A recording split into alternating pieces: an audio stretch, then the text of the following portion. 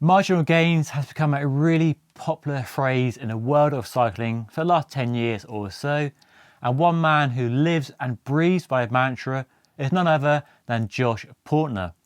Now the owner of Silca, with a fast growing range of accessories and products guided by the principle of marginal gains and backed up by 15 years of experience working for Zipp and a regular go-to consultant for many World Tour professional cycling teams, he knows a thing or two about extracting more performance out of the humble bicycle.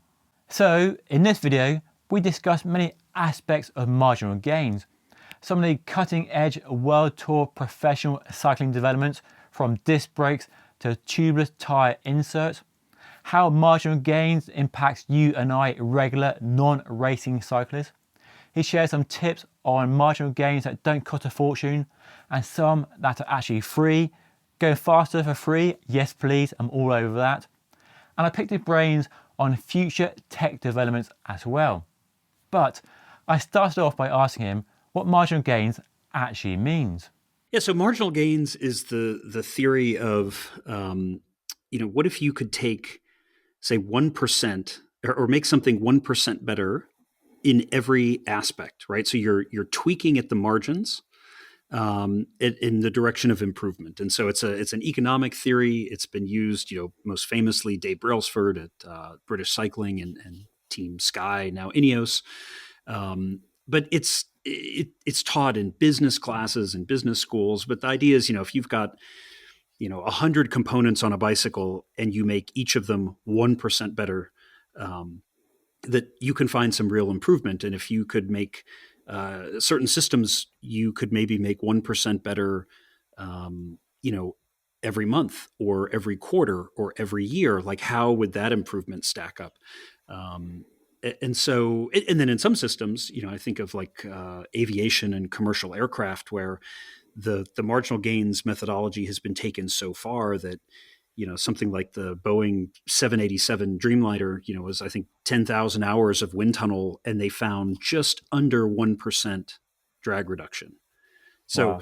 it's a pretty, that's a system that's already been heavily marginal gains, but there's still some defined. And of course, in that world, that 0.9% drag reduction is something like a couple $100,000 of fuel saved per plane per year. So, it adds up in that sense, even though it sounds like a tiny number. So in my world, we have Silca, which is sort of the product side of our company.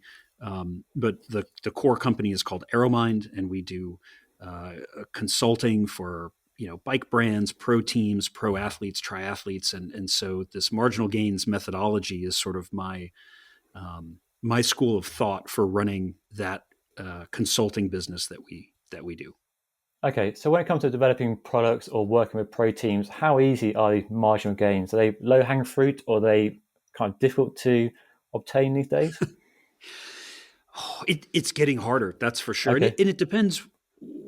Really depends where we're looking, and I would say the players involved. Something like aerodynamics, there's really always more marginal gains to be found aerodynamically. And some of that's coming from rule changes, which are going to allow us to maybe move into some more efficient aerodynamic shapes. Some of that comes from just creativity and maybe kind of pushing the rules at the edges, like bending the rules a little bit on like how you interpret something about clothing, say, or Okay. certain parts of the position of the rider. Some of it comes from just sheer brute force. The some of the wind tunnel stuff we do is just 40, 50 hours of wind tunnel tweaking and refining rider position to find that last little bit. um, but it also depends on, there's some teams that we might go into and say, oh wow, you could save 5 watts per wheel with a different tire sponsor. And in that case, there's oftentimes not a lot we can do other than maybe takes from our data and say, well, this is the tire that you should be on for your key events, and so make sure your top riders are on this, on this tire at this time trial at the tour, or whatever that is. So it really depends on the constraints of the system, but Is there a limit to how many marginal gains you can find without a sort of rule change or some new technology breakthrough? I mean, what's the limitation to how many marginal gains you can find, I guess? Well, it depends, I guess, how interested or willing you are to split those hairs. Like Formula One's a great example of, Yep. they bring the new rule book and it's chaos for a year. And then over a couple seasons, like all the cars really become the same. And that's because everybody's looking at everyone else's marginal gains and copying what appears to be working. And so, there's always, like the 787, there's always that next 10,000 hours of wind tunnel time you can put into something. But, in our world, is it, if I said 10,000 hours of wind tunnel at $1,000 an hour to find less than 1% of improvement, nobody's going to agree to that. That's crazy. So, we definitely benefit from things like rule changes, new technologies coming about. Some of it honestly is the open-mindedness of the rider, the athlete. It was all the way back in 2008, 2009 that we realized that we needed much wider tires to go a lot faster at Paris-Roubaix. And we had to develop the wheel to work with those tires. But I mean, I spent 2 years just convincing the riders to ride it. and so, even when you have something that is better, it sometimes there's other pieces of the equation, right? Like convincing the rider to break from what all the other riders are doing, because I think it psychologically it feels quite risky for them. If I lose this race on equipment, the same equipment as my peers, then I've lost this race. But if I try something new and revolutionary and lose this race, then what if it's that? And so that's, there's definitely a mental, psychological marginal gains component as well. You must find that frustrating when you are developing and testing these new products and the science is clear, the data shows it's faster, but you coming up against the sort of tried and tested mantra of pro road cycling, which definitely held them back from innovations that we've seen embraced by mountain bikers in particular, where there's no limit to technology there. So there must be a frustration for you trying to convince a team or rider to this is faster, but you have to find another way to get them to embrace the benefits, where data and science doesn't always. Yeah. The young me was very frustrated by it. The older me looks at it more as part of the game. But yeah, okay. I mean, the young engineering minded me was a lot of like, look at the data. Can you not see this? Yeah, I've my mindset's changed on that in time, and a lot of it I think does come back to, some of these gains are small enough that, if we're cracking into the rider's psychology or causing them mental stress, then they're really not going to go faster. I mean, there's certain things that are, disc wheels and aero bars and aero helmets, like you have to have those. That's a bare minimum. But, if I'm finding you 1/4% through some change that makes you uncomfortable, you'll easily lose that 1/4% because you're thinking about it for your event or whatever. So, it's definitely gone both ways on my podcast. I think I've told a lot of great Alberto Contador stories. He's probably my nemesis as an athlete because he just refused to believe anything ever. And as a result was often making just bad decisions. But he also was a rider that needed a lot of those things to happen psychologically to be comfortable. And it took me a long time to kind of come to terms with that. When you're working with the pros, I mean, back in 2008, you were working with Fabian Cancellara, trying to get them to use deep section wheels for Paris-Roubaix. Now, I remember that being a big breakthrough, the carbon rim can. That's like the last kind of a holdout for old tech. I remember seeing cross bikes being used at a race 10 years ago, but now they're all on deep section wheels. So we've seen some quite big breakthroughs. And do you now see riders, young riders especially, more willing to embrace the latest technology, whereas 10 years ago they're more resistant to embrace? I would say it still depends on the rider. I mean, I think the younger generation definitely is coming up in a different world. I think I certainly grew up in a world based much more on sort of a mentorship model. You joined the club and you were kind of brought under the wing of other riders and taught how things were, and I think as a result, a lot of the riders for generations had these very strong kind of belief systems or conventional wisdom systems based on that mentorship model. I think the younger generation tends to be, they're the internet generation, right? They grew up with this world of access and information in front of them. And at the same time, the industry's really invested heavily in actual science and data. Yeah. I spent 2 years racing in France, and it was very much the you can't have a house plant because it makes the oxygen too high and it in the room, and you can't sleep with the window open because you'll get sick, and the bikes were the very much kind of the same way. Everybody was on the 21 millimeter tire all the time because it was the fastest, and we just now know better, and we've got so much easier information sharing. You don't have to rely on the 12 issues of a cycling magazine that come to your house once a month. Like that was that was the sum total of all the knowledge that you had access to in some ways. So I would say it's easier for this younger generation to be a little bit more open-minded, and I think there's just a lot more evidence-based and science-based information out there for them to absorb if they're open-minded to it. Now, marginal gains is largely, well, for the pros anyway, about going faster and winning races. But how can your work with Silca and how can it benefit everyday cyclists who don't pin a number on every weekend? Can marginal gains benefit normal recreational cyclists as well? Is it all about winning races for the pros? Oh gosh, no. At the pro level, I like to talk about what we do with a lot of these marginal gains is really, we're improving the odds. Okay. It's a little bit marginal gains in professional cycling is a little bit like card counting in blackjack, right? You can count the cards and really know that you're working situations when the odds, are more in your favor or less. And that can help tremendously with decision making, but it still doesn't mean you don't win every time, right? You still get burned, you still crack the odds, and that's really what we're doing.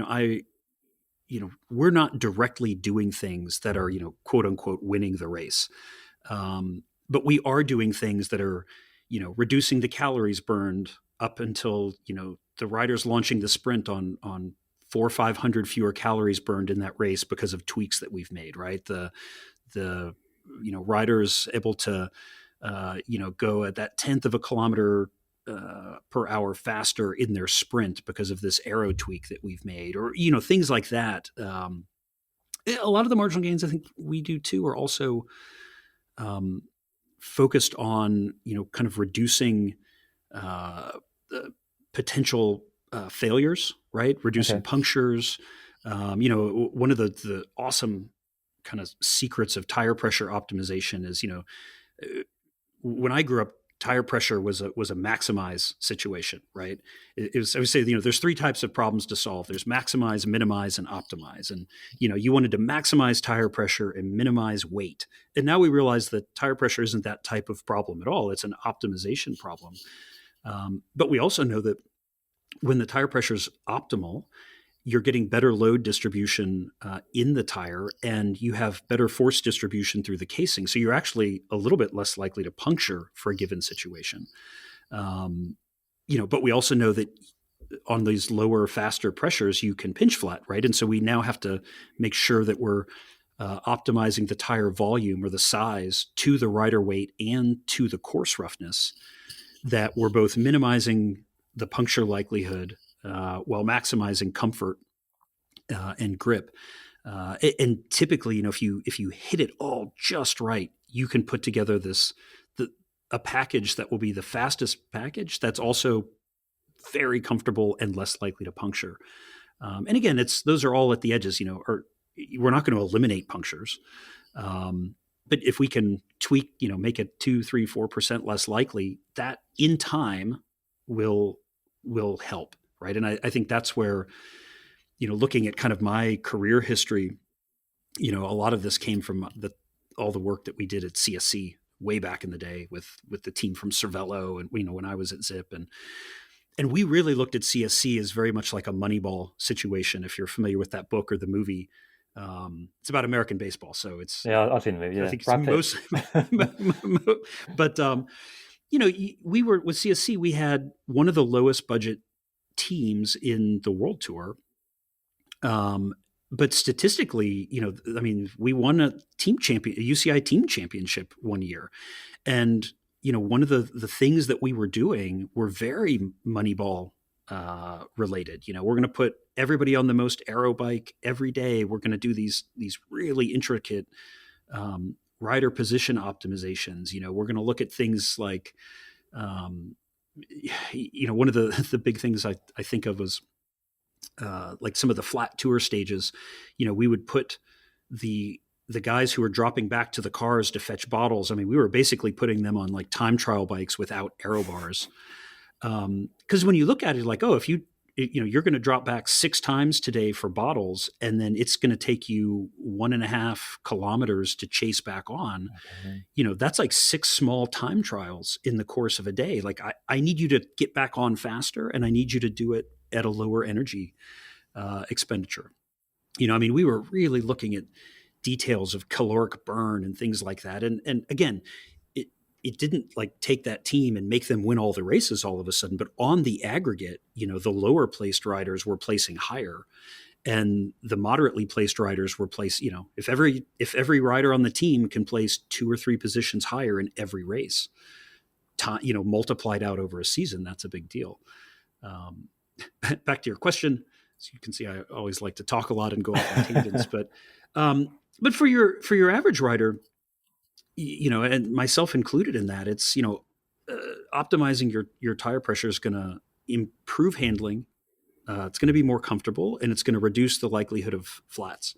It's also going to extend your tire life, because tires running in their optimal load zone have less breakdown of the rubber polymer in the tread, and so you get more life out of your tires. And they're not cheap. No, right? There's benefit there. Or like drivetrain optimization, the $1 jillion we've spent tweaking and tuning and learning drivetrain optimization for the World Tour. Well, you can buy a lot of these products now. They're not that expensive. And, if you see the zero friction cycling out of Australia, the test data, I mean, our hot melt chain wax is 4 times wear reduction over the second best chain lubricant ever tested.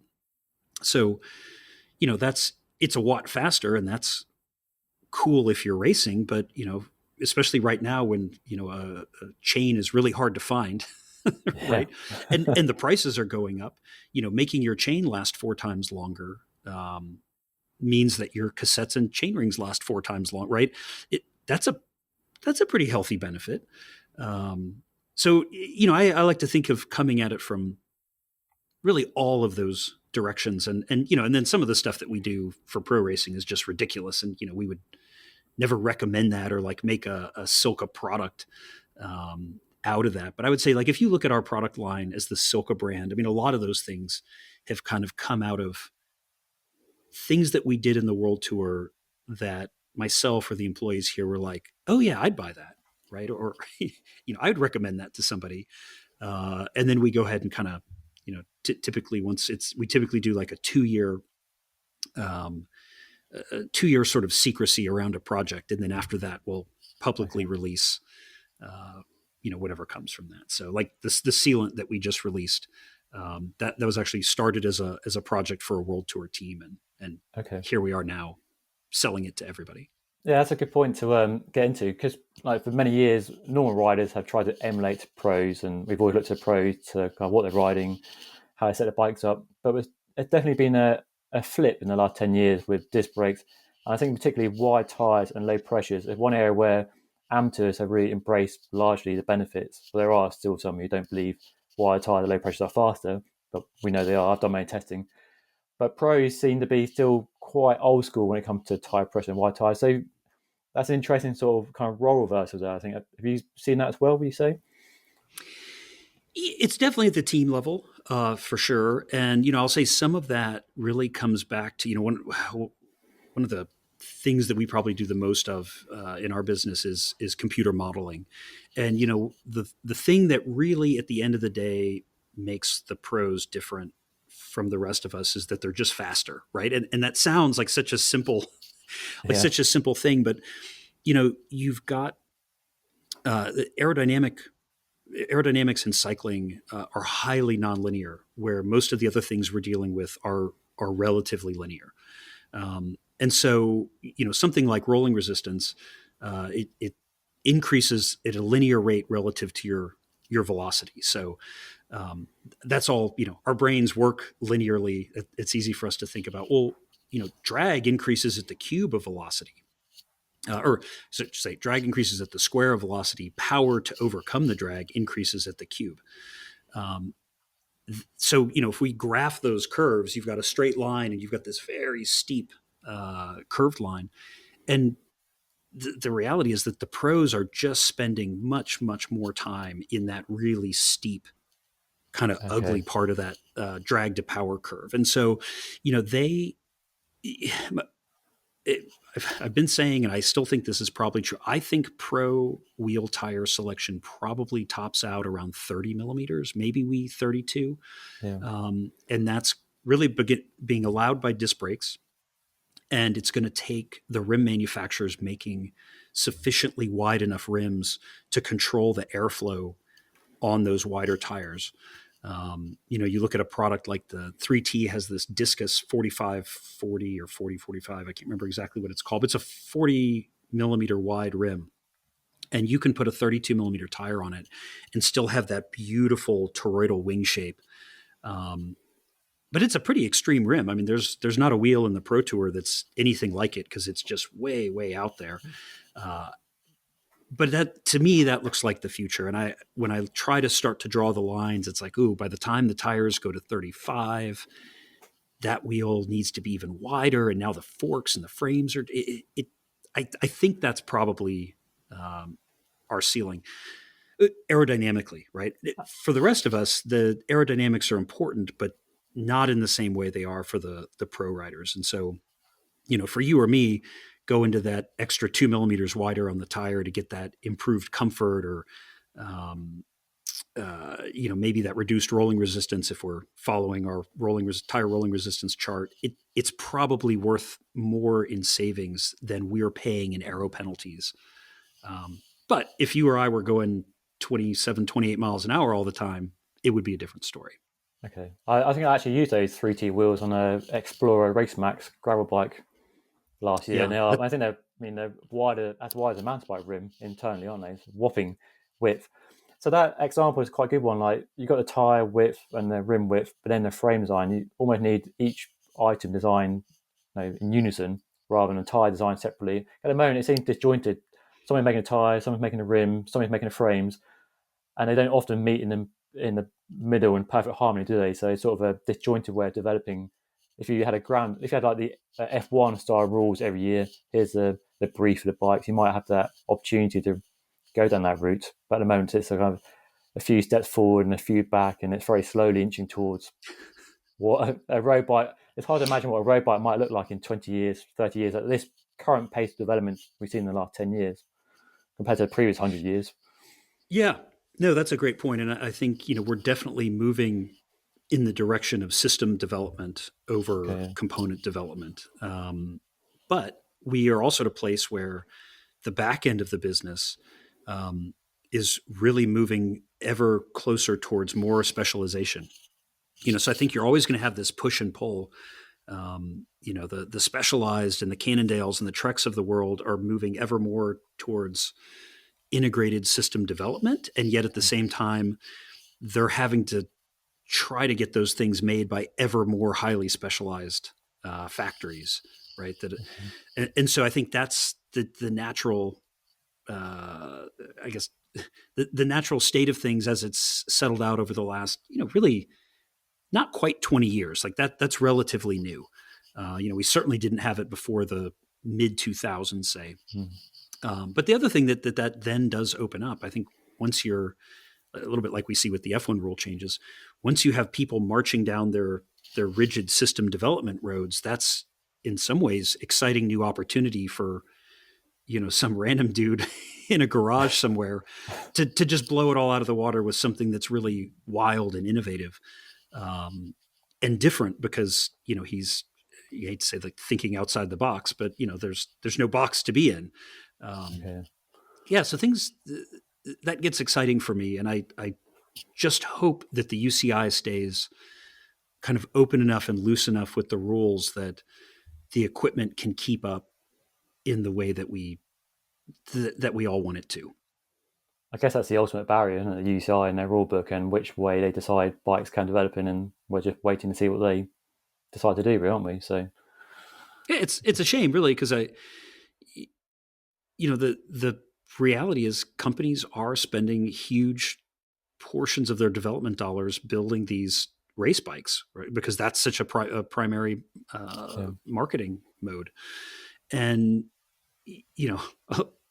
we definitely go through periods of time where, there's some, I don't know, touring bike or I was doing what I do. I don't actually get to ride my bike all that often. And, it was a couple of years ago, went to get ice cream with my kids, and we went riding on one of these local trails here in Indy. And I was shocked at all the, like, disc brakes. I just couldn't believe, like, every single person had disc brakes. And, I live in a world every day working with pro athletes where, like, nobody had disc brakes at the time. And you just think, oh, that's crazy. We just need to be, I think we need them a little bit more open-minded there, and a little bit more, ideally, kind of working with the industry rather than against it, because there are a lot of good ideas and a lot of good products out there, and it's hard for those companies to know where to spend those development dollars and how. And in a lot of cases, it sticks them spending very big development dollars in areas that maybe only have a year or two left before they're just not relevant anymore to the consumer, and might not have been relevant to most consumers for multiple years. Back to your Moneyball reference earlier about spending money on marginal gains. Lots of marginal gains out there, or products under sort of marginal gains umbrella, can seem pretty expensive for the normal consumer if you don't have a pro team to bankroll you. So do you need to spend a lot of money to get marginal gains, or can you get marginal gains on a budget without spending any money at all? Oh gosh, yeah. I mean, so there's a whole host of free marginal gains. Oh, really? Okay. I mean, tire pressure is probably your first easiest one. And we can talk about the sort of like V shape of the curve of rolling resistance, but forever the mental model, right, was the pressure goes up, rolling resistance comes down. And of course, now we know that there's what we call the break point, where it actually starts going up again. And so being able to put yourself kind of in the bottom of that V at that peak minimum rolling resistance, we have a calculator on our website that you can use to get pretty close to that. That's based on actual pro racing data. But, that's one where if you're just willing to spend a few minutes on your phone, looking it up, plugging the numbers in, you can probably find, multiple watts of efficiency gain at no cost, right? It's just a little bit of effort. And then you get into, I would say, marginal gains that are spending money in areas you're already spending it, just spending it more wisely. And probably one of the biggest, lowest hanging fruit items here is clothing fit. Wrinkles are bad. And so finding, but none of us are riding naked. So we're buying clothing from somebody somewhere. So buying clothing that fits as tightly as possible with as much compression as possible can make a huge difference aerodynamically, especially at higher speeds. Kind of a similar thing with, helmets. And oftentimes with helmets, it's kind of a dirty industry secret, but oftentimes the cheaper helmets are more aero because they just have fewer vents. Okay. And so a lot of cases, Giro is a good example. They've always got like a $300 super aero helmet that's like really amazing in aero. And they brought back the, what is it called? The Air Attack is the helmet that Lamond rode in 1990. It's still in their line. It's like $69, and it's like the second or third most aero helmet in their line. I mean, No it's way. like dramatically faster than most of the others. So, some of that is just kind of knowing where to spend your money. Aero socks are a ridiculous one, but they're a relatively low cost, high savings item. I joke on my podcast. We tend to talk about savings in terms of oversized pulley systems, right? So an oversized pulley system is going to save you a little under 2 watts, like 1.6 to 1.8, depending on which one. And it's going to cost you probably $500 to $1,000. Yeah. And so, something like Aero socks could save you somewhere on the order of 3 to 4 oversized pulley systems, and it's probably going to do it for about $30. So that's a pretty solid way to spend money in my book. We get into lubricants, and obviously plugging my own stuff as well. But the best lubricants can get your drivetrain running in the 4 watt of loss range on a 250 watt input, whereas some of the worst lubes on the market that are actually quite popular lubes are more in the like 9 to 12 watts of loss. Wow. So, we can look at that and go, well, we can probably find you 3 to 4 oversized pulley systems for a $25 bottle of lube. If you're looking at the right one, Yeah. Not exactly free, but cleaning your bike, right? Your drivetrain gets slower with dirt, and it also wears faster with dirt. And so just cleaning your bike, Yeah. even if you're using bad lube, cleaning it and putting fresh bad lube on is going to save you 1 or 2 oversized pulley systems worth of watts, for 20 to 30 minutes of your time. So, those are, I would say, the free to very cheap things. And then, of course, if you want to spend money, I mean, this is the cycling industry. We we can find a million ways to spend your money for you. But, it's all of those same, kind of ideas, aero frame, aero wheels. Yeah. Tires are really one of the biggest, the rolling resistance differences between the best tires and even the middle of the road tires are dramatic. And sometimes they're pretty dramatic for not huge differences in pricing. Yeah. So, we get you on a GP 5000, TR tire, can probably save you 6 to 10 watts over, relatively high end or middle of the road tire from maybe another manufacturer. Or, if you're on butyl inner tubes, you can go to latex inner tubes and save 1 to 2 pulley systems per tire of watts, by going from a $5 inner tube to a $15 inner tube. Yeah.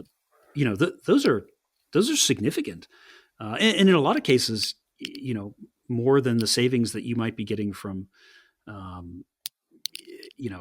this frame versus that frame, right? I mean, frames have gotten to a point where they're all pretty darn good, and the new Cervelo compared to the 3-year-old Cervelo, I mean, it's probably not as big a difference as you're going to find between a new set of tires and a 3-year-old set of tires, if you're buying the right tires. So, Okay. I love how we're using the oversized pulley wheel as a sort of comparison for actual savings you can make compared to, say, because they have become a bit of a sort of target for hate on forums and internet. Lots of derision about how much they cost you and how little they save you. So, you mentioned chain lubes just now, and I want to ask you what the difference is between a cheap lube and an expensive lube, which you sort of answered already. But if you could elaborate on, there's been an explosion of chain lubes in the last few years. I know you have quite a few chain lubes, so is that an area where you can really spend a reasonable amount of money but get decent savings that you actually notice out on the road and prolong the life of your drivetrain? Yeah, I mean, the technology there is really changing quickly, and a lot of this has just been allowed by other industries and chemistry. And our technology actually came to me from a friend of mine, was working at Renault Formula One. Okay. And he sent me a French research paper and just said, like, your industry should read this. And we read the paper and we're like, wow, that's pretty fascinating stuff. And so, kind of like my little studio here is also my little like homebrew R&D lab. And so there's like over here, there's just like piles of like equipment and lube testing and stuff. But, we start testing around on it and we're really impressed with both the efficiency savings, but also the wear improvements. And it happened to time up nicely with the zero friction cycling we mentioned earlier in Australia is an independent test lab that looks at chain wear over time. Okay. And, the difference between some of these lubes is like, a factor of 8, factor of 10 in terms of chain wear. And you think of the mechanism of chain wear, it's internal rubbing, metal on metal rubbing. And so you can't be fast and have high wear, right? Right. There's no such thing. And so while at the same time, we've got Friction Facts and a number of other laboratories doing independent friction testing. And so, just looking at the, a product, I'm looking at my desk here because I've got piles of it, but, a product like White Lightning or some of the stuff from Finish Line, 20 years ago, that was state of the art. It was a PTFE or some PFAS fluorinated chemical, which we now know are really toxic and should be avoided, but it was state of the art at the time, in some sort of fast evaporating carrier like a pentane or a heptane. And so, you've got a bottle here, you can look at, this is a chain lube that's probably 10% lube and 90% carrier. And you're shaking it up, dripping it in the chain, and you're leaving, when the 90% evaporates, you now have a chain that's 10% full of an average lubricant. Well, this stuff rolls at like 11 watts of drag, and it comes off in about 200K, and it's toxic. The technology now, you look at the lube we developed, and, if you don't want to take my word for it, the ceramic speed stuff, they reformulated to be really similar to what we're doing. A product like this, this is like 85% wax lube with tungsten disulfide nanoparticles. Tech that didn't exist when the other stuff was invented. And, you look at the zero friction study, 1,000 kilometers of clean riding on a trainer. This old school lube is going to cost you about 30% chain wear. And this new school stuff is going to cost you 0% chain wear. Wow. Well, that's a huge difference, right? And it's also going to do it while saving you a couple of watts. And really more than a couple. I think in this case, it's like a 7-watt savings between the two products. And that's just the march of technology, right? And the march of time. And I think part of what I love about what I get to do is, we get to make products out of the learning that has come through helping these teams or these companies, solve their problems. And so it's, in the one hand, I get to experiment with and talk to these amazing scientists and people about the state of the art in these other industries. And then it kind of comes back to, what can we do with that in cycling? And you can see the result of it rubber compounding, which we don't do any of, but we do tire testing for some of the major tire brands. And oh my goodness, the change, what's happened with rubber compounds in the last 10 years is just, it's mind boggling. The best, we always call them onion skins, the paper thin track tires that they use on the wooden indoor track, the best onion, the Olympic, you can't buy them Pista Oro tires from 12 years ago are comparable to like some of the best modern tubeless tires that like any of us can buy and ride for a pretty reasonable amount of money. That march of technology has just been really kind of eye-opening and incredible to watch. So, one of the other breakthrough technologies, I know you just launched a new sealant, is tuber tires. And I do remember you saying somewhere, an interview or podcast, about how you see tubeless being a breakthrough for a pro team that embraces it and all pro teams riding it within a certain time frame. And I'm a big advocate of tubers, primarily because it avoids punctures on crappy roads here in the UK. Yeah, for sure. Again, it's another technology where amateur riders have embraced it largely and pros haven't. Do you see the pros actually switching from the tubs to tubeless anytime in the future, or will it never happen? It's going to happen. It's already kind of happening. The big thing to remember with the pro teams is they really, they're more like an army than any of us are used to experiencing. And we talk a lot about logistics, and of course, as we're talking now, we've got this whole like Ukraine Russia thing happening, where you see like the Russians, they came in fast, they overextended their supply lines, they can't supply themselves from the rear, right, and things are absolutely falling apart. That's really how these professional teams operate, and I think as much as we all want to paint them as being, at the bleeding edge of technology, and embracing all these new things, they're actually really quite slow on the bigger scale, to change and to embrace, largely because the logistics are so complicated. I mean, we're typically ordering in September all of the tires for the following season for a team. And so like, that September, October for us is really busy because, we're getting these spreadsheets of, okay, here's the tires that I can, and then you think too, the limitations. Okay, here's the tires I can order. Here's the wheels I can order. And here's the races we want to do. And I have to have all of this ordered by September 1st if I'm going to receive it by January 15th.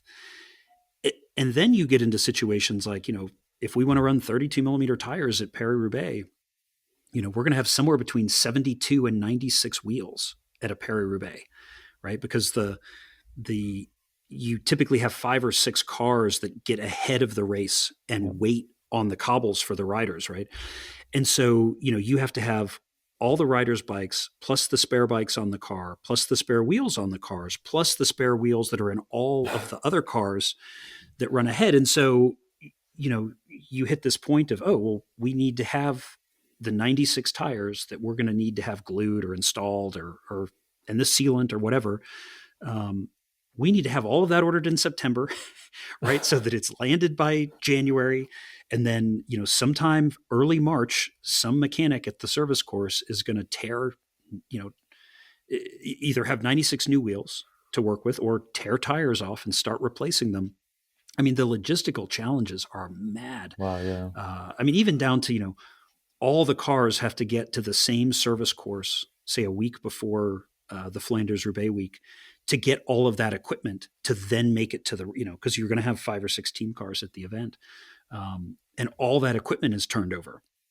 So, the pro teams, I think we like to talk about, maybe there's one rider with something really special at an event like Roubaix, or at the Tour, you might collaborate with a sponsor to have a new part or a new product or a new paint job or whatever, for one of the days, but just the logistical nightmare of doing it at that big scale is I think the thing people really need to get their brains wrapped around. So to get back to your actual question, something like tubeless sealant is a massive opportunity / problem for the pro team, because it means, on the one hand, wow, we might be able to eliminate punctures, or reduce, again, it's back to our Moneyball, what if we could reduce punctures by half?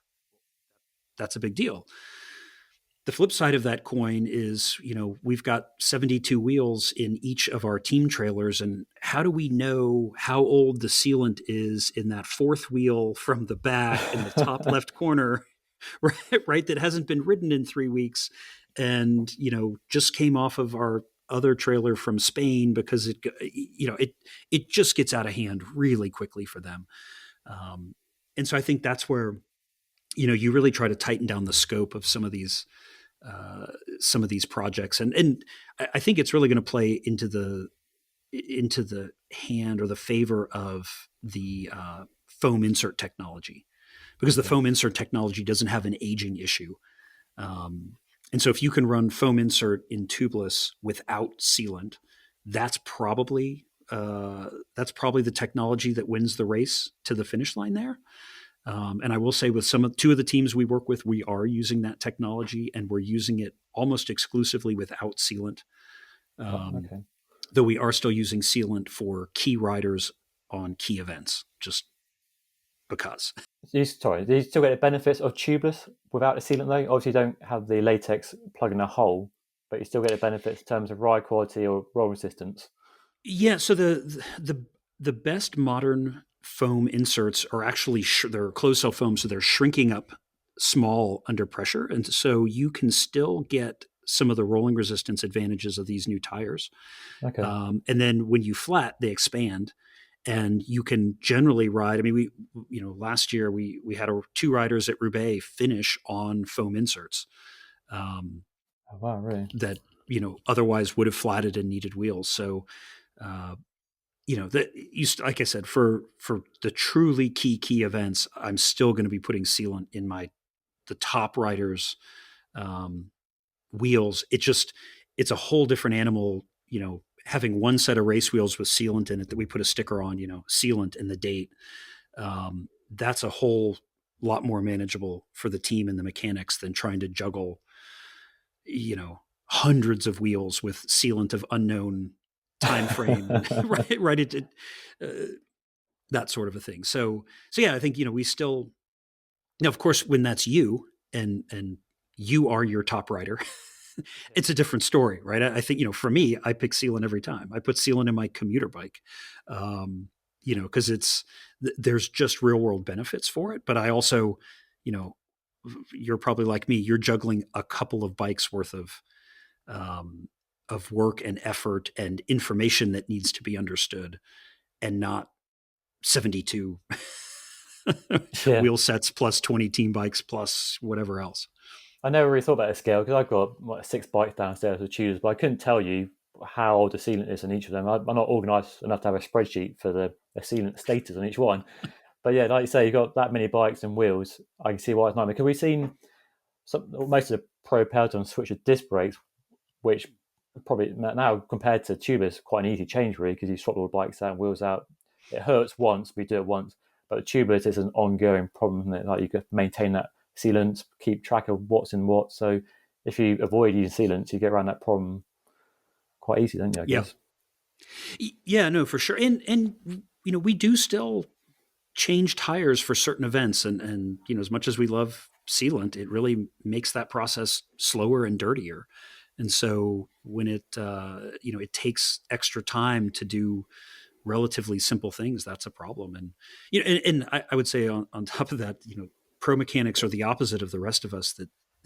These guys can typically glue tubulars faster than I could install clinchers. It's a process that they stay on top of, but the speed at which the pro mechanics can manage tubulars, because they've done it for so long, it's really impressive. And so, that's actually one of the things, certainly with a lot of the teams, that's helping the tubulars hang on a little bit is, they've got mechanics that are just like, oh no, that's, if you want us to switch, you need to hire another mechanic per truck to offset the time difference.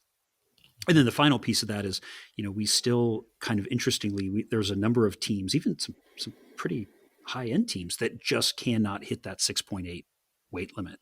And so that's the other thing that's the other reason tubulars are hanging on a little bit with some of the even bigger teams.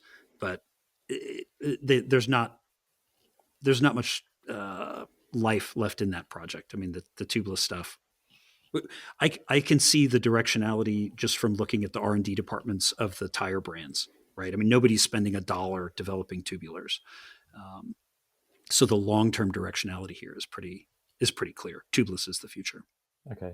Yeah, I totally agree. On another marginal gain we've not really touched on, but you mentioned just then of weight. Is weight really an area, because I know weight in the past has been a focus for bike brands and riders and weight weenies out there in the world.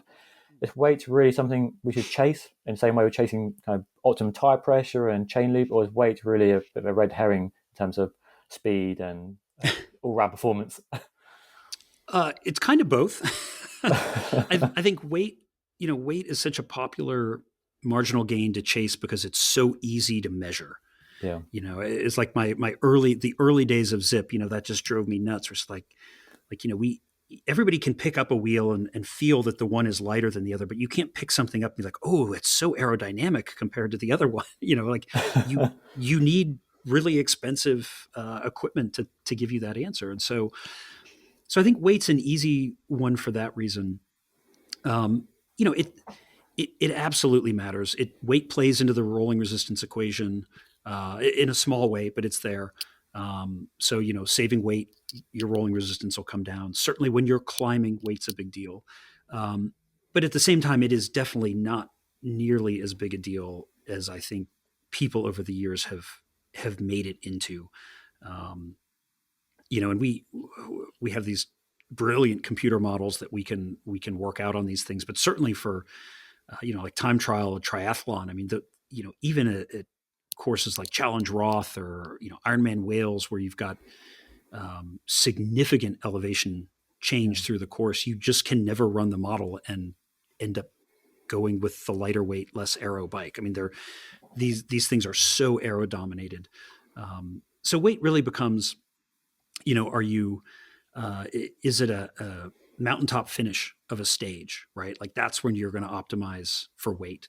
If you are a lighter rider and you are kind of relying on your explosiveness to open that gap to kind of crack a competitor, that's when weight's going to be, it's really Carlos Sastre helped me get my head around that. We kept doing these, no, Carlos, you ride the aero bike and the 404s and you're 600 fewer calories burned at the base of the Alpe d'Huez. And then,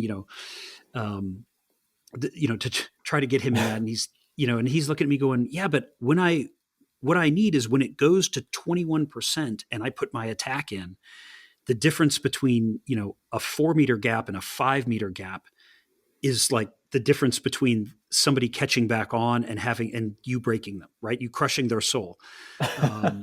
That's when it matters, and that certainly helped me get my head around the rider mentality piece and the criticality of the tactics of it. Although if you look, Carlos Sastre actually did, when he won his tour, and won that Alpe d'Huez stage, he won it on 404s. And the reason he was able to do that was the 6.8 weight limit, which is the other thing that comes into play here. A lot of these is part of my thing that drives me nuts with Contador. He's running super light bar tape and extra light cable housings and all this. And then, we're coming in and putting, 500 grams of tungsten in his bottom bracket spindle to get the stupid bike back up to 6.8. It's like, the mechanics just did 3 extra hours of work so that we could move weight around in the bike. But for him, he really loved the way that a bike with a low center of gravity felt out of the saddle. He really wanted his handlebars to be light. There was a real mental piece of that for him. And so, he would go to this special light saddle and this super thin bar tape and all this craziness, which again, for me was like, we're just putting it back in, but that's me thinking like an algorithm and, him knowing himself in that moment. So yeah, I would say weight's important. It's definitely a marginal gain. And I think people need to remember that, it is not, I think it's so often for so many people, it's like the be all end all. You're like, it's really not, it's a marginal gain. The other piece of that I think your listeners might find interesting, that really for me changes the way people think about tires and rolling resistance, is that your CRR, it has a quick mathematical translation to slope.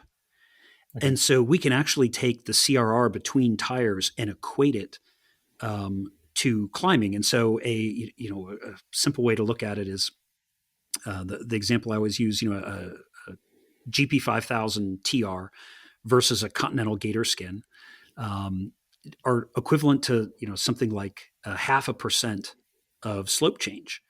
And so if we're riding side by side and I'm on, the GP5000s and you're on the Gator Skins on flat road, it's like I'm riding a flat road and you're climbing at 0.5%.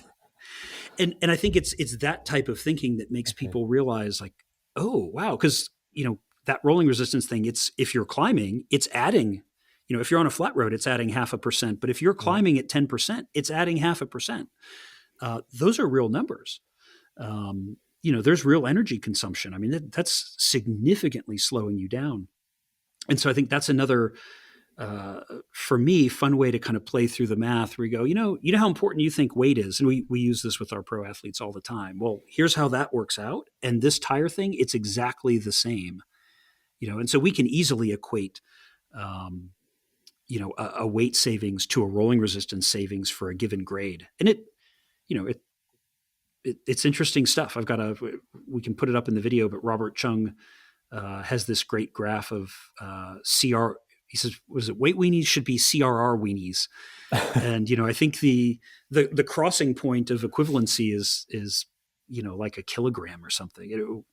We'll throw it up for people to look at, but it's pretty eye opening how significant CRR can be relative to weight. The big difference being, you don't have a good way of feeling your CRR because we're just, as humans, we don't have nearly sort of the sensory perception that we think that we have in all things, right?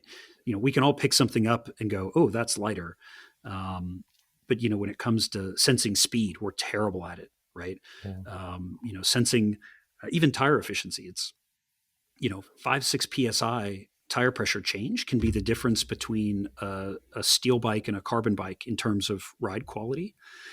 And because we see that we're getting on that carbon bike, we're all like, oh man, it's comfortable, a carbon bike, but nobody ever gets on their bike and gets to the end of the driveway and goes, whoa, I'm 4 psi too low today.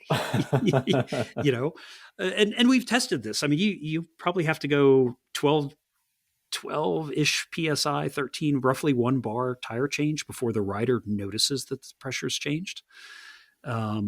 Whereas, you can give someone a carbon handlebar that's identical in stiffness to the aluminum handlebar it replaces, and they will come back and tell you for 5 minutes how much better the carbon handlebar is, because they can see it, right? And it's in their hands, and that's just us as humans. So yeah, I think I've always struggled testing aero products and tires and pressure because it's difficult to quantify in the real world, so many variables. And I actually know somebody who was riding around for quite a while on tires that are way too soft. He hadn't checked the tire pressure for ages, and they lost some air over a few weeks.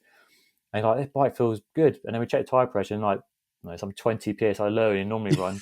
And then first he did pump back up to 110 psi. But no, like blindfolded, if you give somebody low pressures and they think they're high pressures, there's one way of sort of fooling them to embracing the benefits or something. But it's, like I say, it's a psychological game as well. And I guess that's sort of another sort of unquantifiable marginal gain, like the Contador story. Like you like the way a bike felt. So for him, that's a marginal gain, but not one you can really quantify in a lab or testing, is it?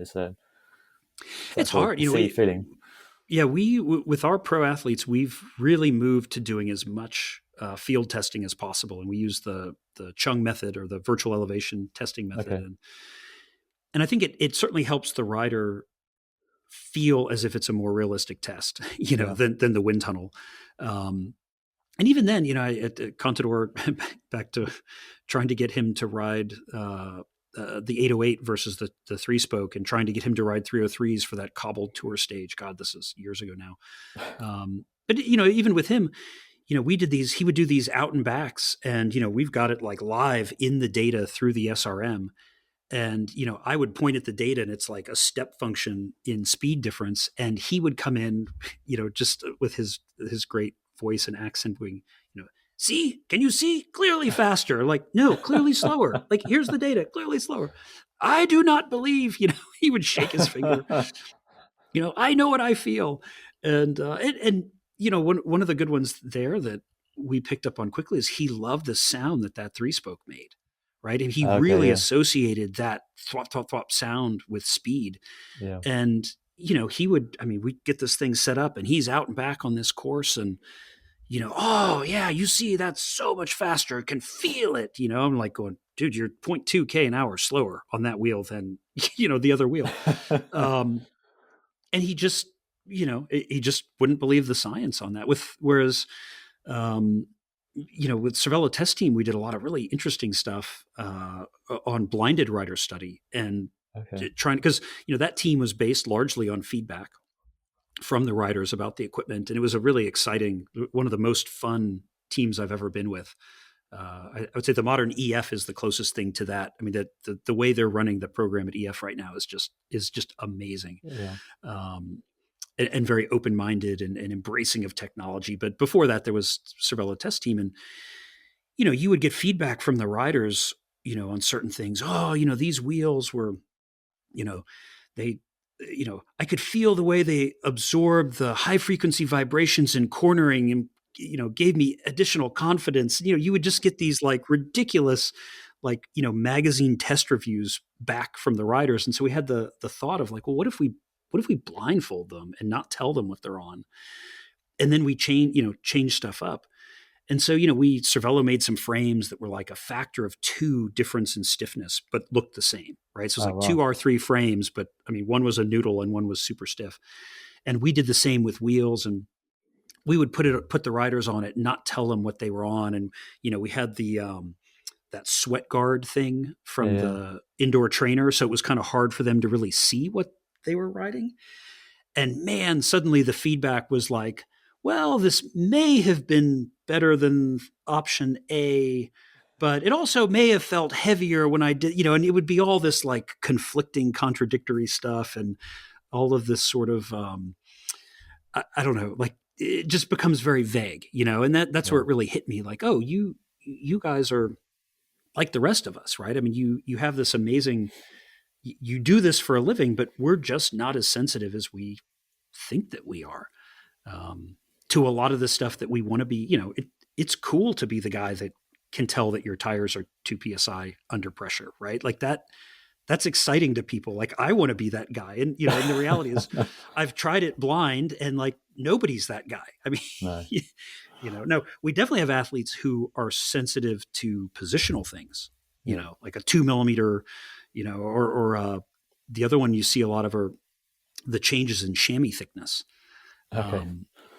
So like through the year, the team might get, riders might get a similar product, but there's something at the factory and all of a sudden there's like a millimeter difference in the chamois. And, some guys are just like losing their minds. And then there's other riders who are like, I don't notice. Yeah. And so it's a real mix, but but I think we all fall in love with that idea of like, oh yeah, I'm so attuned to my bicycle that I can feel all these tiny things. And yeah, you're not that guy or girl, and I'm not either, and neither is Fabian Cancellara or pretty much anyone else. Brilliant. Well, I've taken out quite a bit of time now, Josh. So my last question for you is, working in the field of marginal gains for the last 10 plus years, you've seen a lot of changes. Looking into your crystal ball, what do you see for the next 10 years? What are big breakthrough areas? Where do we need to sort of look or focus on? Oh gosh, I think we're going to continue to see fairly dramatic. It's going to slow, right? Like all technological development is asymptotic over time, right? So it's going to approach some limit. Okay. We're going to continue to see big advances in tires and tire technology. I think we're going to see finally a convergence of tubeless standards that are going to allow some exciting changes in wheels and tires where things will start to work better as a system, even when they're not from the same manufacturer. That's going to be big. I think we're going to see some nice improvements in disc brakes and sort of the integration around that it's just a bit clunky now. And, discs are great, but they're far from perfect. So I think we're going to see some improvements there. And then I think we're also going to see this sort of, at least in fast road, I think we'll see sort of a convergence on this 32 millimeter tire thing with matching rims and bikes that really work well, both aerodynamically and from a ride quality comfort perspective for road in that area. And then I think, we're going to continue to just see all sorts of crazy, exciting stuff in gravel. Yep.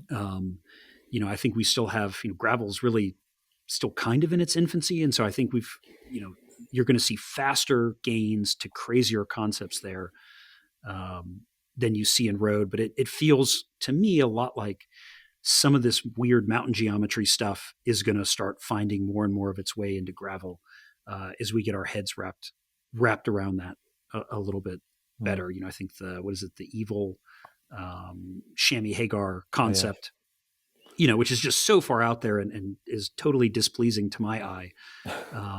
But it rides really interestingly, and it's a fascinating concept. And I think it shows, how far out, I mean, I come from a world of, old school frame builders arguing about a 1/2 degree head tube angle change. And these guys are like, screw it, like, Goes to make the bike max. 5 centimeters longer and give it a 5-degree head tube. I mean, they're just, and then you get on it and ride it and like, oh, wow, there's something here. This is really interesting. And, and so I think that's, to me, that's exciting because it shows that they're potentially, there's this thing called annealing theory, and it's these ideas that they're the idea that you can have, we're not necessarily all on a continuum. Like we're marching towards some ever more refined Formula One car. It's that, you might have like a locus of solution set here that's quite good, but you also might have another locus over here. And if you're just marginal gaining this one, you're never going to find this other one. And I think, I'm excited to see some of these brands like Evil and like 3T with that wheel, throwing caution to the wind and really just doing some of these kind of wild out there, or searching for these more wild and more out there solution sets to some of these problems. Because I think it could take us in some really interesting things. And then the last one I'll bring that I think it's an outlier, but it's super exciting to me is the stuff that's happening with this driven bike. If you're familiar with that and the technology there. And, in some ways it's super old school. I mean, we have patents that look kind of like this thing from like the early 1900s. And of course, on the flip side of that, I mean, this thing is so 25 years ahead of its time that it's hard to even begin to wrap your head around how it works, but it really works. It's amazing when you actually can play with the thing with your own hands and see it functioning.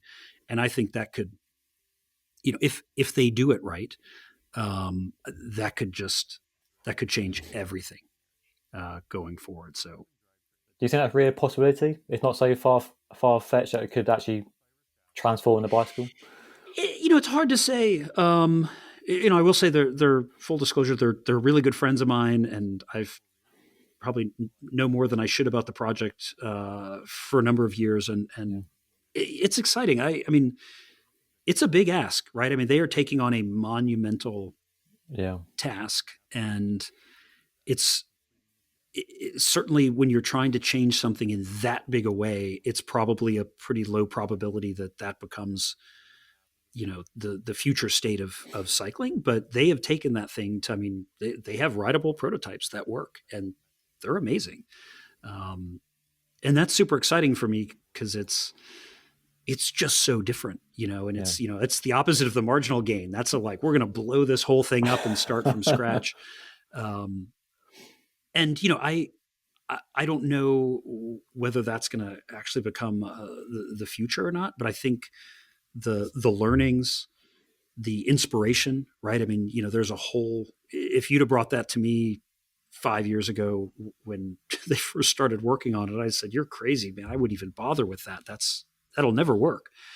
And the fact that they've gotten it as far as they've gotten it and they're continuing to develop it, I think becomes inspiration for a whole younger generation of engineers to look at and go, well, look at that thing. That almost worked, or that did work, right? It's kind of that Bannister effect that we like to talk about. The 4-minute mile wasn't possible until it was possible. And, I can't remember the exact statistic, but, Bannister breaks the 4-minute mile, and in the next year, 20 other people do it, right? Because you just completely changed the kind of perception of what's possible. And I think in that way, almost regardless of whatever level of success they achieve with that project and that company, I think it will long-term forever change the industry in some really interesting and unique ways.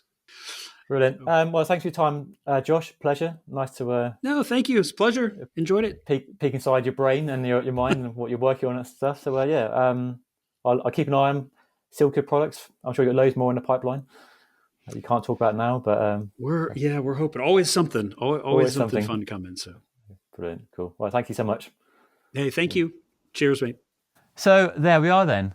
I think a fascinating and very interesting discussion around marginal gains, some of that bleeding edge developments in the World Tour professional peloton, but also how some of the developments impact you and I, and how you can get better performance and comfort as you bike, so more marginal gains, without spending any money at all. Let me know what you think of the video by leaving a comment down below. Big thanks to Josh for allowing me time to pick his brains, and you can follow his podcast by checking the link down below. And don't forget to subscribe to my channel if you want more content like this. But that's all for today. Thank you so much for watching. I'll see you all again very soon.